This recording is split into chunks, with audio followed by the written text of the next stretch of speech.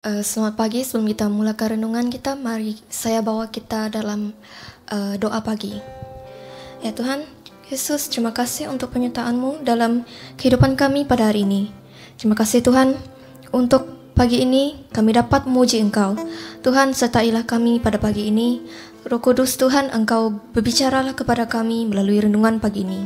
Biarlah firman-Mu menjadi kekuatan kepada kami. Terima kasih Tuhan kerana mengasihi kami. Kami serahkan renungan pada pagi ini dalam tangan Engkau. Dalam nama Tuhan Yesus Kristus kami berdoa dan mengucapkan syukur. Amin.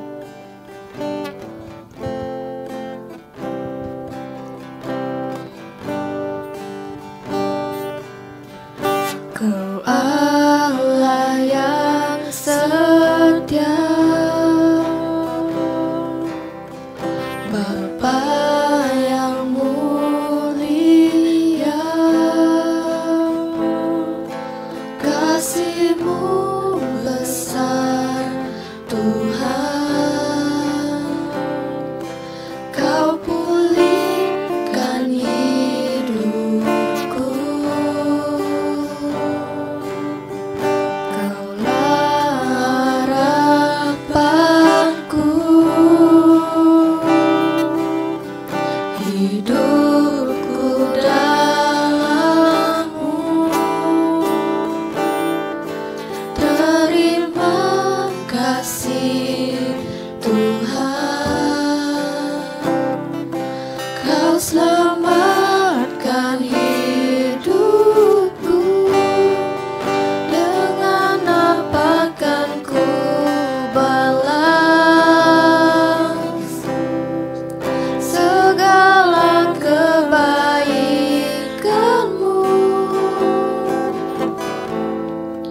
Segenap hatiku menyembah-Mu, Yesus. Ku bersyukur padamu selamanya.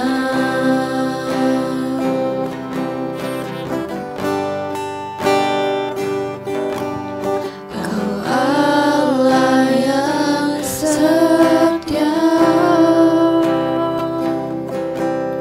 Bapa yang mulia,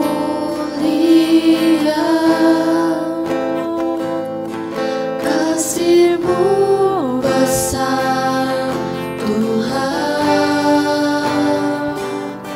Kau pulihkan hidupku, Kaulah harapanku, hidupku dalam-Mu. Terima kasih Tuhan, Kau selamatkan hidupku. Dengan apa kan ku balas segala kebaikan-Mu?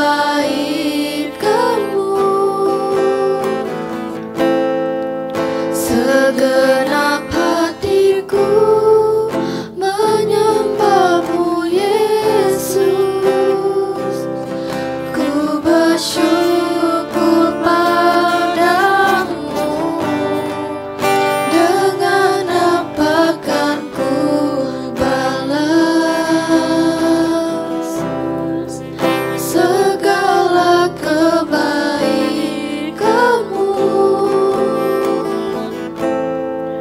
Segenap hatiku menyembah-Mu, Yesus. Ku bersyukur padamu selamanya.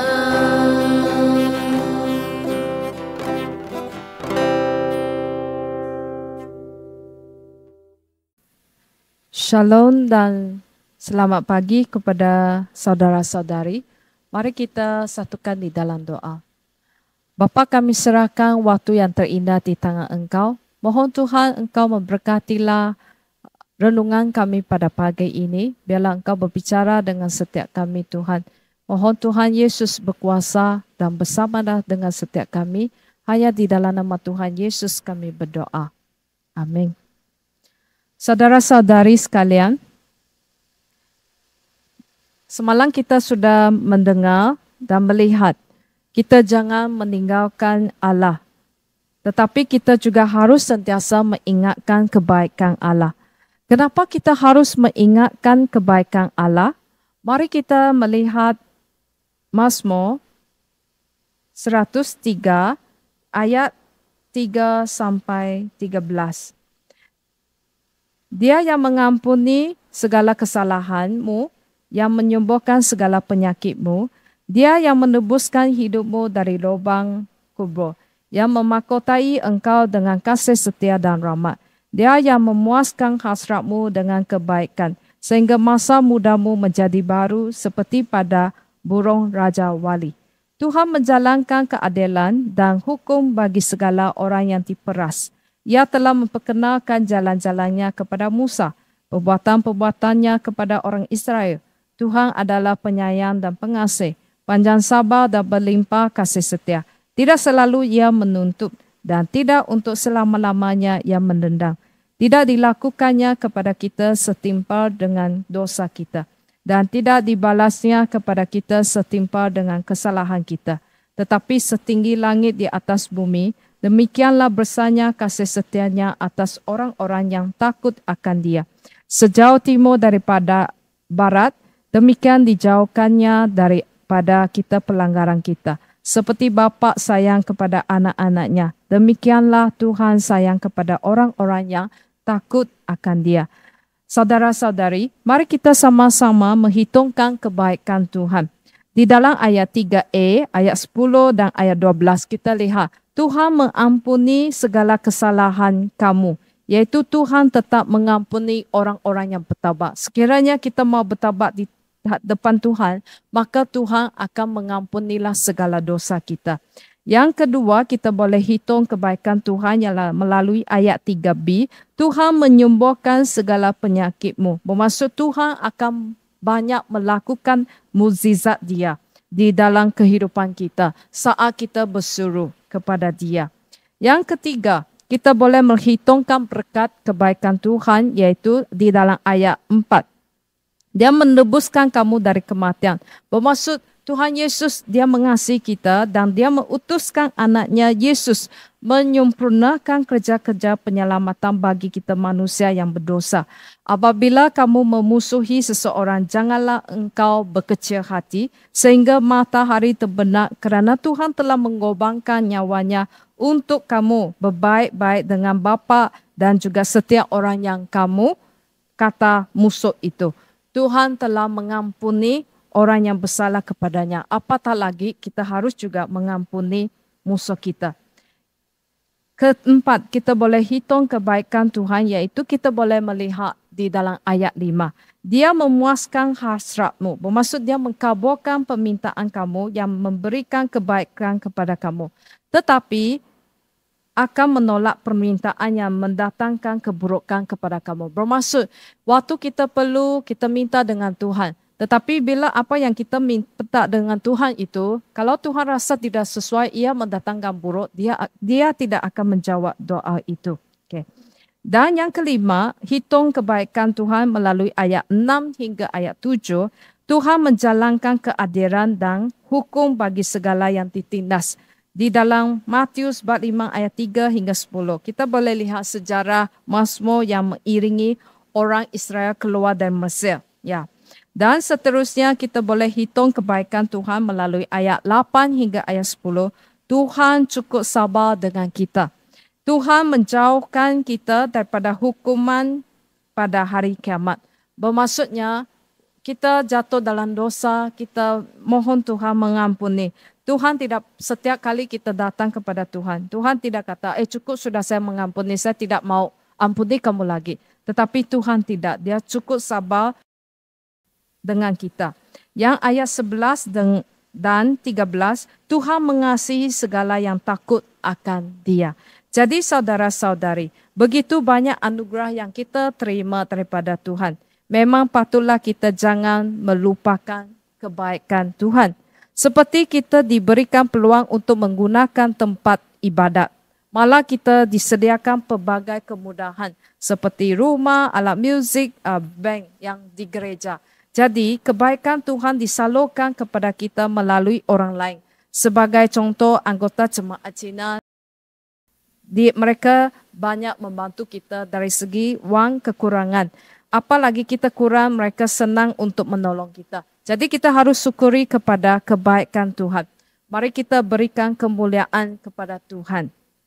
Saudara-saudari, Tuhan begitu baik dengan kita. Tetapi sudahkah kita mempercayai bahwa Allah itu baik? Adakah kita sentiasa menghitung segala kebaikan yang telah Tuhan curahkan ke atas kita? Saudara-saudari sekalian, Tuhan datang kepada kita kerana Dia ingin menunjukkan kasih setianya kepada kita. Oleh itu, janganlah kita tinggalkan Allah. Tetapi kita harus sentiasa mengingatkan kebaikan Allah kita. Dan selepas apa yang telah kita kecapi dari Tuhan, kita haruslah selalu memuji Tuhan. Mari kita lihat di dalam ayat yang pertama hingga ayat 2, lepas itu ayat 17 hingga 22. Ayat 1 hingga 2 kata, pujilah Tuhan, hai jiwaku, pujilah namanya yang kudus. Hai segenap bantingku, pujilah Tuhan, hai jiwaku, dan jangan lupakan segala kebaikannya. Tetapi kasih setia Tuhan dari selama-lamanya sampai selama-lamanya atas orang-orang yang takut akan Dia, dan keadilannya bagi anak cucu, bagi orang-orang yang berpegang pada perjanjiannya, dan ingat untuk melakukan titanya. Tuhan sudah menegakkan titanya di surga dan kerajaannya berkuasa atas segala sesuatu. Pujilah Tuhan, hai malaikat-malaikatnya.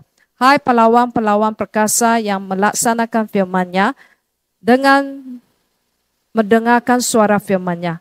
Puji Tuhan, hai segala tenteranya, hai pejabat-pejabatnya yang melakukan kehendak-Nya. Pujilah Tuhan, hai segala buatannya di segala tempat kekuasaannya. Pujilah Tuhan, hai jiwaku. Satu tindakan inisiatif yang harus kita lakukan ialah pujilah Tuhan. Kenapa kita harus memuji Tuhan?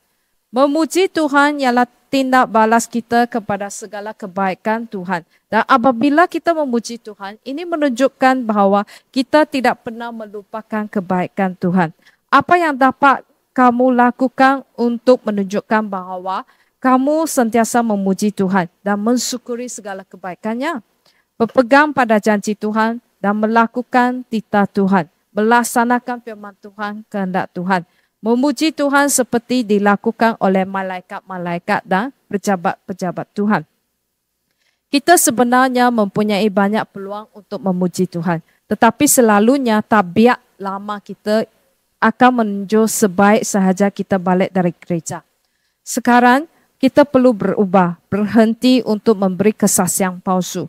Ayat 17 tertulis, tetapi kasih setia Tuhan dari selama-lamanya sampai selama-lama atas orang-orang takut akan Dia dan keadilannya bagi anak cucu.